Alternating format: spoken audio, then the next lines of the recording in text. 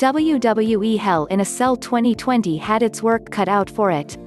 The last couple Hell in a Cell events were, what's the word, disasters. Bad finishes, no finishes in a cage match, and awful booking plagued the 2018 and 2019 Hell in a Cell shows. With 3 of the titular cage matches scheduled for WWE Hell in a Cell 2020, WWE definitely upped the ante. Both of the biggest titles in the company were on the line, and WWE's biggest feud in years, Bayley vs.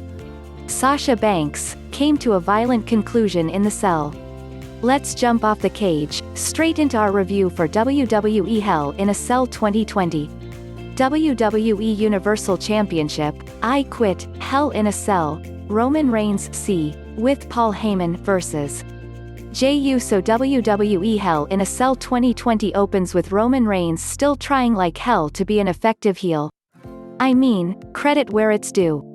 I'm taking him a little more seriously than I did back at SummerSlam. Sigh. We're still going with the red cage? As long as it's not coupled with a Fiend match, I guess.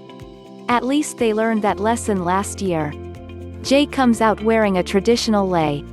Okay, at what point do Samoans cease to be in wrestling angles and start being in Fast and the Furious spin-offs? Apparently they've done such an awful job of building up this story. Entrances and recap packages take up about 15 minutes worth of airtime before the bell even rings. They circle each other and argue for 6 or 7 hours. Exaggeration for comedic effect. They lock up, and Roman tosses Jey into the ropes only to Schuler tackle him on the rebound. A right from Roman puts Jey back on the mat. The champion hits a snap suplex. Roman pummels Jey in the corners and then does about the only thing he's good at. He stalls while Jey pulls himself up.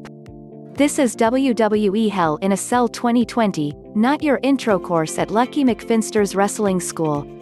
Jey fights back, punching Roman to the outside. He hits a Tope Suicida copyright Excalibur, sending Roman into the cage. Back inside, Jey hits a running clothesline that sends Roman over the top followed by another Tope. The challenger throws Roman back inside. Oh, by the way. The stipulation here is that if Jey loses, he becomes an indentured servant. Yeah. If Jey loses he becomes Roman's slave. So basically, Roman draws on Skeletor and General Zod as his role models for evil schemes. Anyway. No sooner than they get back inside, Roman hits a spear.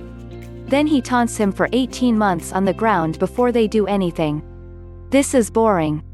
Roman gets a chair from under the ring, but Jey pops up and hits a dropkick through the ropes. He goes for another, but Roman counters with an elbow to the face. The champion follows with another spear, but Jey refuses to quit. Reigns goes for a third spear, but Jey counters and hits a superkick followed by the frog splash. Roman won't quit, so Jey hits another one. Because there's no real crowd noise, we now have to listen to wrestlers act mid-match.